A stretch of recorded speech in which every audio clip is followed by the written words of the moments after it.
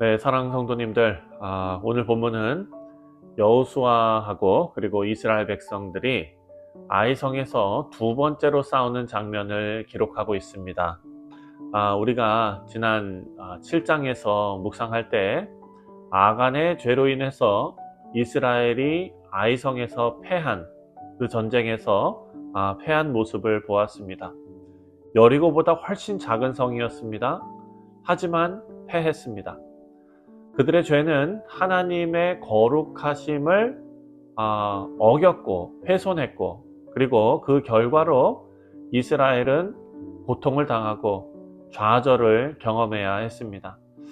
사랑하는 성도님들, 하지만 하나님의 심판과 그리고 하나님의 진노는 그 이후에 있는 회복의 은혜에 초점이 맞춰져 있다라는 것을 우리는 생각했습니다. 오늘 본문은 하나님의 용서 그리고 인도하심을 통해서 이스라엘이 다시 일어나서 승리를 향해 다시 한번 나아가는 모습을 보여주고 있습니다. 자, 오늘 이 말씀은 하나님의 은혜와 회복의 메시지를 담고 있는 말씀입니다. 하나님께서는 실패한 이스라엘을 다시 일으키시고, 그리고 그들에게 새로운 계획과 승리를 주셨습니다. 여러분, 이 말씀을 오늘 아침에 우리가 묵상하면서 하나님께서는 우리의 실패를 넘어 승리로 이끄시는 분이시다라는 것을 꼭 기억하는 우리 모두 되시기를 바랍니다. 먼저 1절 말씀을 보면 하나님께서 여호수아에게 이렇게 말씀하십니다. 여호와께서 여호수아에게 이르시되 두려워하지 말고 두려워하지 말라, 놀라지 말라, 군사를 다 거느리고 일어나 아이로 올라가라. 보라, 내가 아이 왕과 그의 백성과 그의 성읍과 그의 땅을 다 내 손에 넘겨주었으니. 여러분, 이 말씀에는 두 가지 중요한 메시지가 담겨 있습니다. 첫 번째는 하나님의 격려입니다. 시작이 이렇죠. 두려워 말라, 놀라지 말라. 하나님께서는 실패로 인해서 두려워하고 또 낙심하고 있는 여호수아, 그리고 또 그 백성들에게 두려워하지 말라, 놀라지 말라, 이렇게 말씀하십니다. 하나님께서는 여전히 그들과 함께 하시고 또 새로운 시작을 허락하신다라는 약속이었습니다. 두 번째로는 하나님의 계획입니다. 이번에는 군사를 다 거느리고, 처음 전쟁 때는 몇 명만 데리고 갔죠. 일부만 데리고 갔습니다. 이번에는 군사를 다 거느리고 아이로 올라가라 라고 명령하셨습니다. 자, 7장 3절에 보면 여호수아에게 돌아와 그들에게 이르되 백성이 다 올라가게 하지 말고 2-3천 명만 올라가서 아이를 치게 하소서. 이게 첫 번째 실패했을 때의 작전이었죠.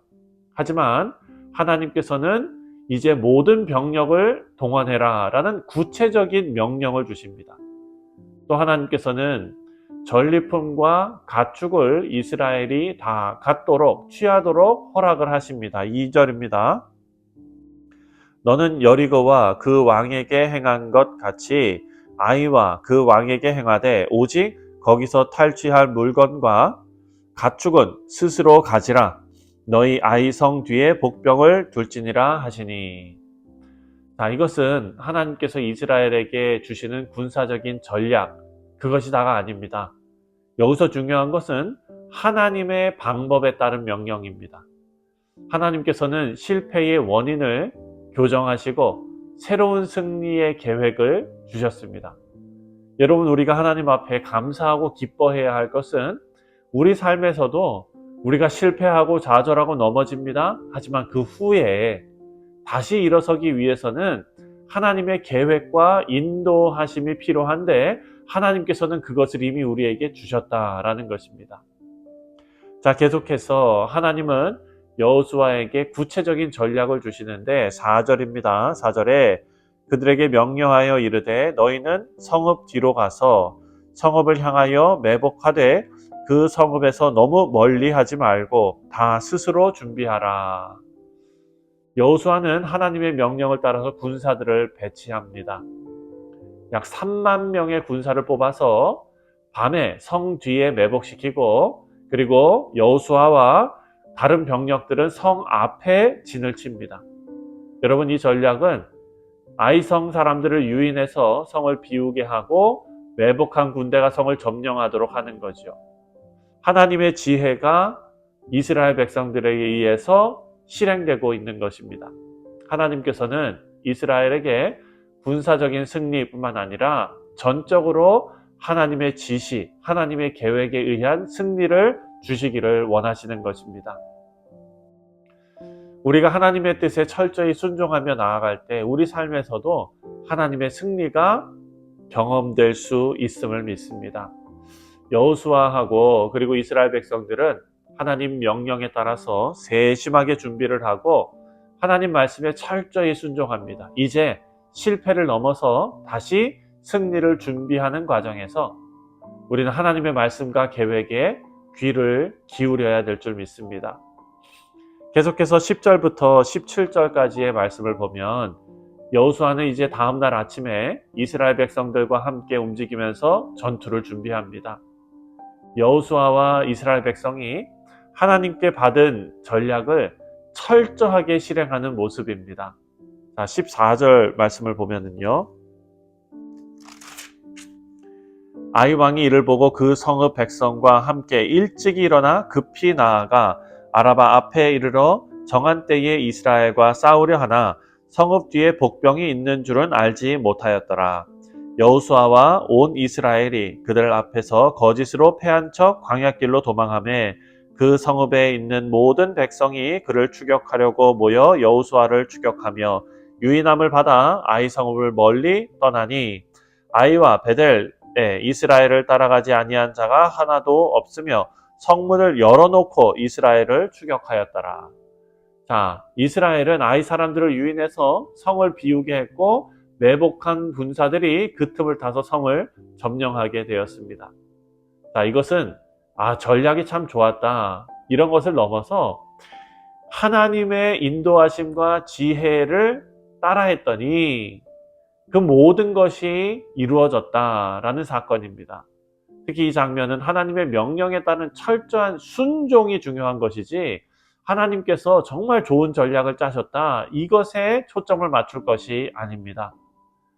그도 그럴 것이 이스라엘은 실패를 경험한 후에 하나님의 명령에 순종했을 때 신뢰하고 따를 때에 다시 승리할 수 있었습니다.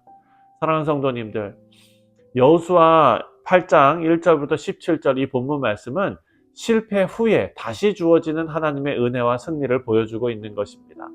여러분, 우리 인생에서 하나님께서 실패한 자를 버리지 않는다라는 사실을 기억하시고 다시 일어설 수 있는 새로운 기회를 주시는 하나님이심을 우리는 기억해야 합니다.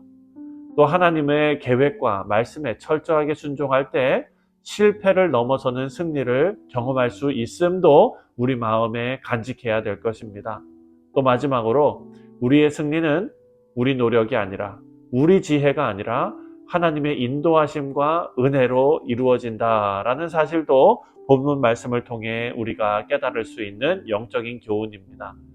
사랑하는 성도님들, 우리 삶에서도 실패와 좌절이 있을 수 있습니다. 하지만 하나님은 실패 속에서도 우리를 회복시키시고 새로운 승리를 준비하십니다. 오늘 이 말씀을 통해서 하나님의 계획에 우리 모두가 귀를 기울이고 또 철저하게 순종함으로 실패를 넘어서 하나님의 승리를 경험하는 우리 뉴욕 성실장로교회 모든 성도님들 되시기를 주님의 이름으로 축원드립니다. 기도하겠습니다.